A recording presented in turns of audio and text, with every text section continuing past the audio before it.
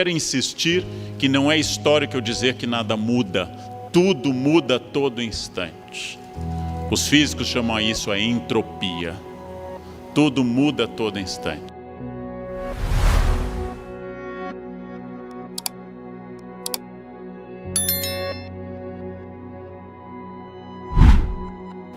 Tem gente que diz que as coisas não mudam, que não adianta.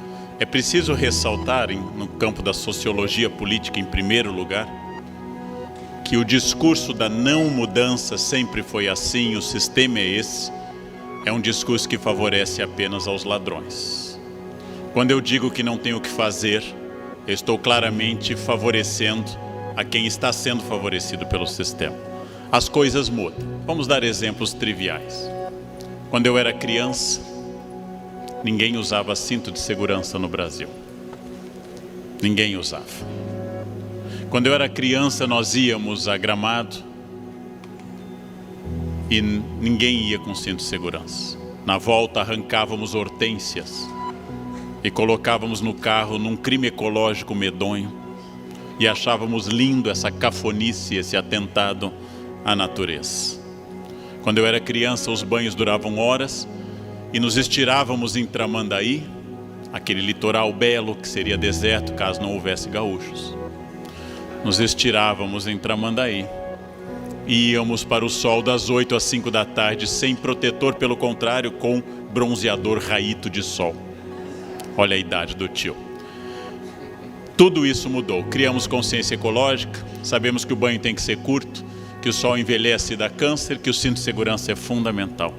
Todos os nossos hábitos estão em mudança. Fui a primeira vez à Europa de Varig num avião que tinha metade dos seus clientes fumantes e fumavam durante 10 horas no avião da Varig. Os jovens anotam essas palavras Varig, depois o tio explica. Tudo isso mudou. A consciência do respeito ao outro através do cigarro, os hábitos ecológicos mudaram bastante. Tudo pode mudar porque o ser humano é perfectível, quer dizer, em mudança, e não perfeito, que em latim perfectum é feito até o fim. Logo, uma escola que discuta essas questões é fundamental, campanhas educativas e, de novo, coerção. Muitas pessoas estão politizadas e isto é uma mudança que eu gosto. Meus alunos hoje são mais politizados do que eu fui na primeira graduação na Unicinos. Já aprenderam a expor sua opinião. Ainda não aprenderam a ouvir a do outro, mas já aprenderam a expor a sua. Já é um começo. Nós pertencemos a um estado que tem um problema estrutural desde a fundação do Forte Jesus Maria José em Rio Grande. Nós somos um estado bipolar. Tudo aqui é bipolar, né? Mesmo que algumas bipolaridades não estejam mais na mesma divisão esportiva. Nós temos dramas estruturais de pensar sempre que o outro é meu inimigo. Se você é chimangue, eu sou maragato. Se você é petralha ou coxinha. Se você é colorado e eu gremista. O outro é meu inimigo. Um cidadão brasileiro, um gaúcho, não é meu inimigo, é alguém que pensa diferente. É preciso fazer na escola e na política a ideia de que eu tenho adversários e não inimigos. E que um país complexo, num estado complexo como o Rio Grande do Sul, com realidades tão distintas, como a zona da Campanha no Sul, como a Depressão Central, como a zona do Planalto, usualmente conhecida como Serra, como a zona dos vales, como a zona do litoral, não pode ser um estado que tenha um pensamento único, mas um estado que tenha muita gente com ideias distintas. Conviver com a diversidade é um estímulo. Eu levei meus alunos do ensino médio há mais de 25 anos para assistir um debate na Assembleia Legislativa de São Paulo, Palácio 9 de Julho, porque eu queria estimular neles a discussão. Me arrependi completamente. Os alunos voltaram horrorizados com o deputado se insultando, ninguém ouvindo ninguém, enquanto um falava, o outro ficava fazendo coisas. Eu disse, eu preciso ensinar, não só a meus alunos, mas também aos deputados, que a discussão é central. E tudo isso pode mudar. Eu quero insistir que não é histórico eu dizer que nada muda. Tudo muda a todo instante. Os físicos chamam isso a entropia. Tudo muda a todo instante. E o que eu perco eu não encontro mais, nem acendendo vela ao negrinho do pastoreio. Eu não encontro mais. A todo instante tudo está em transformação. Por isso que a arte da administração é a arte da mudança. A arte de gerir o bem público é a arte da mudança. A arte da capacidade de incorporar novas técnicas, de pensar diferente, de não repetir modelos fracassados, de não repetir modelos de maquiagem, de não fazer factoides, de atacar as questões centrais, dialogar muito, ouvir. E volto a dizer, pessoas são complicadas, pessoas são chatas. Tudo muda, ao contrário do que dizem, tudo muda a todo instante. Se eu não mudar, serei mudado. Logo, um administrador é um líder é estratego, e esse estratego tem que estar à frente. Vamos para mais uma pergunta, e aí eu vou para o avião. Em primeiro lugar, muito obrigado pela palestra. Eu acho que é a segunda vez que eu lhe assisto, a outra vez foi lá na Transposul. Isso. Né? E eu gostei que a palestra foi completamente diferente daquela, quer dizer... Tudo muda. Tudo muda. Professor, a minha pergunta é muito simples. Ela vai no sentido de perguntar o seguinte: se o senhor está atento para as novas formas de corrupção, que como tudo muda, até a corrupção muda. Sem dúvida, sem dúvida. Camões nos advertiu, no século XVI, mudam-se os tempos, mudam-se as vontades, tudo muda constantemente, e inclusive a corrupção se torna distinta. Então, a todo instante, nós estamos diante de uma atualização de procedimentos, inclusive clássicos como estelionato e outros. Por isso que eu preciso me atualizar. O que é mais curioso é que eu acho que a diferença hoje para a minha juventude é que havia ladrões na minha juventude, mas eles tinham consciência de serem ladrões. E hoje parece que não tem mais consciência. A noção de bem e de mal está esgarçada. Eu tiro cola de alunos há 35 anos. E eu tirava a cola de um aluno onde eu comecei na escola estadual de 2 irmãos. Meu primeiro emprego como professor estadual. E o aluno se envergonhava ou se irritava e saía, me xingava, mas ele sabia que ele estava errado. Hoje, quando eu tiro, o aluno me diz: não, professor, é a minha maneira de estudar. Eu disse: essa sua maneira está prevista no Código 171, chama-se estelionato. Não, mas eu estudo assim, quer dizer, você estuda desonestamente. Não, professor, sempre foi assim. Então você é ladrão desde o berço, mas não adianta.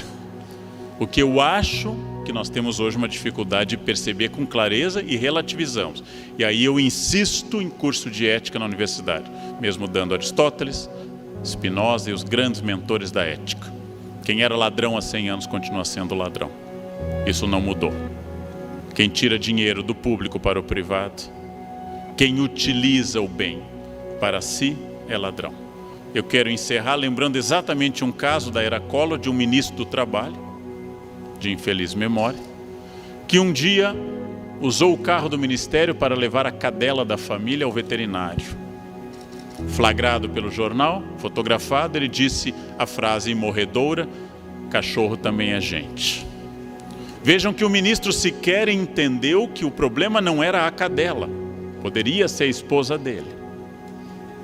O problema era ele usar um carro pago pelo meu dinheiro para benefício próprio. Um governador do Rio, ora em outra situação domiciliar, em plena crise do Rio de Janeiro, com o Estado quebrando e pessoas morrendo na fila do hospital, levava sua babá e o cachorro de helicóptero do Estado para casa na praia. Isso não é insensibilidade, isso é suicídio político.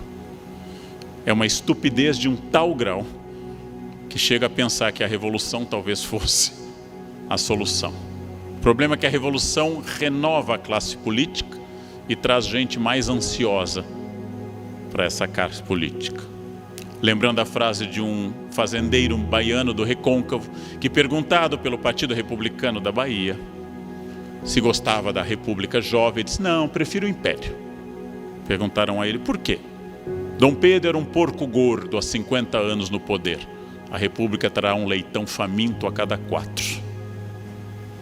Era o aspecto prático de um fazendeiro dizendo que não é a mudança das pessoas, mas é a mudança de uma estrutura política. De nada adianta trocar a presidência ou o governo se a estrutura política continua separando a ética da administração política. Nada adianta, tanto faz. Tem uma certa noção de distribuição de renda, você chamar gente nova para os cargos, mas tanto faz. Então o que nós precisamos é de uma revolução que talvez venha do misto de pressão do eleitorado, da imprensa e de sensibilidade dos políticos.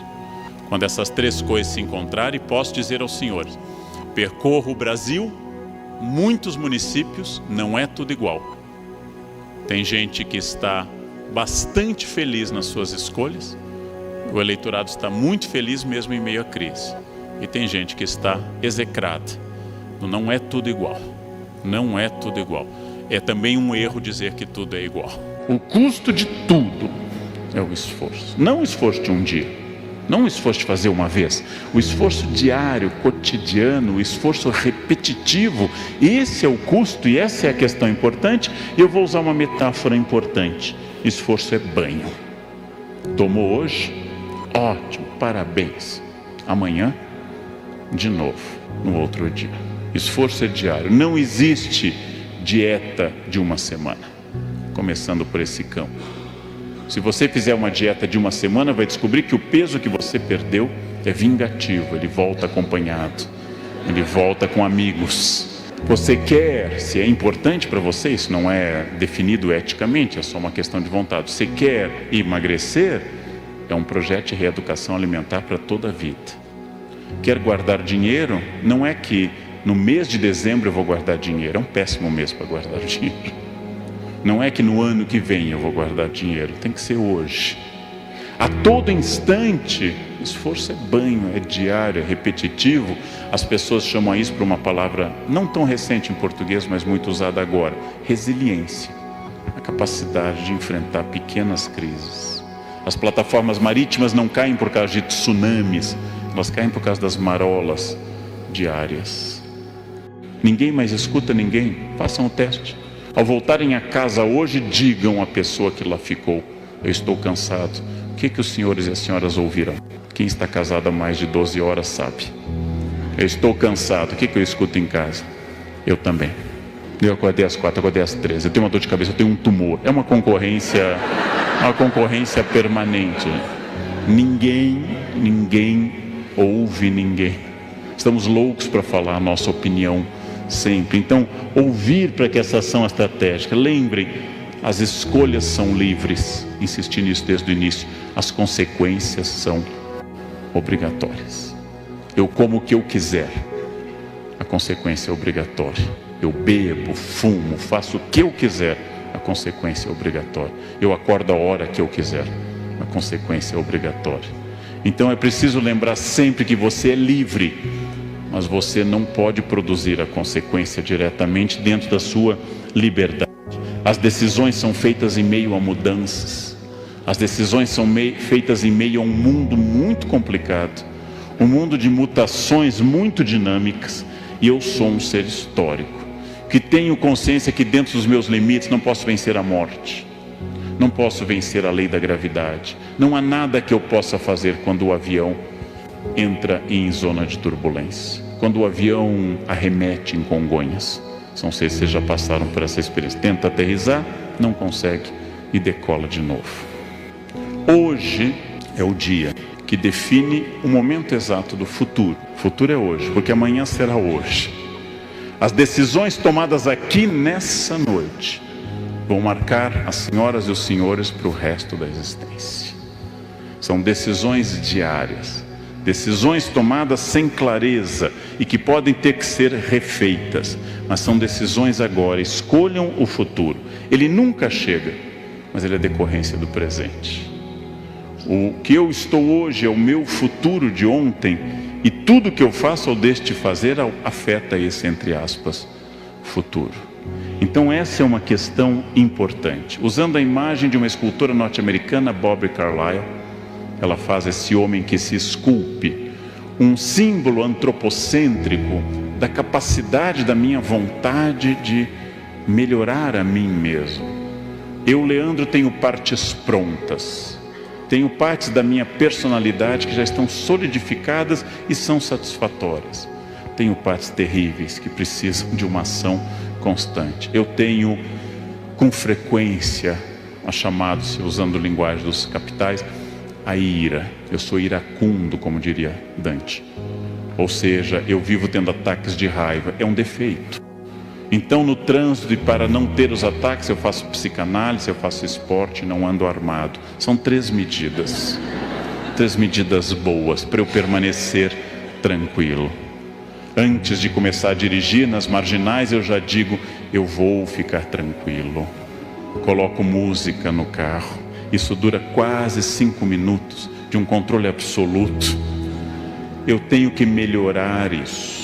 E me alegro que depois de 35 anos de magistério e quase ao mesmo tempo dirigindo, eu nunca matei uma pessoa, nunca bati em nenhum aluno, mas é uma luta cotidiana.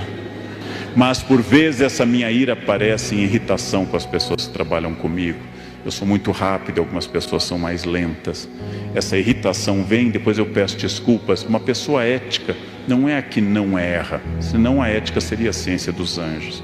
A ética trata das pessoas que erram e têm dor com o seu erro e querem retomar o caminho correto. A ética não fala de ninguém perfeito, fala de pessoas perfectíveis, não perfectum, feito até o fim, mas em processo de perfeição. E quando eu erro, eu tento voltar atrás, peço desculpas, me arrependo, a dor me acomete, a consciência me acusa e eu volto a essa luta constante que vai ser até o final da minha vida.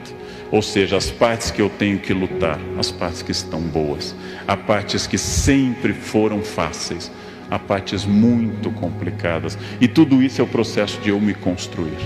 E essa construção ela é muito, muito importante, porque com essa mensagem com a qual eu encerro a nossa reflexão, eu sou sócio majoritário da minha vida. Na minha educação, minha mãe insistia muito na frase na infância: todo problema que começa com eu é seu.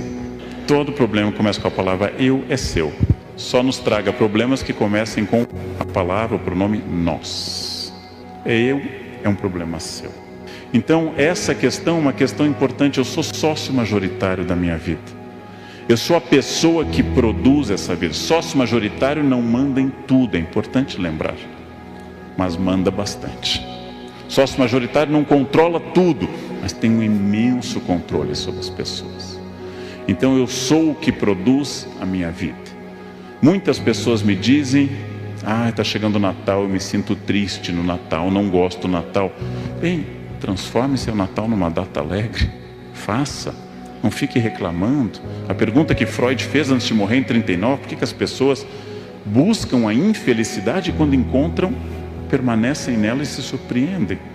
Façam o Natal alegre, mudem a estrutura da festa.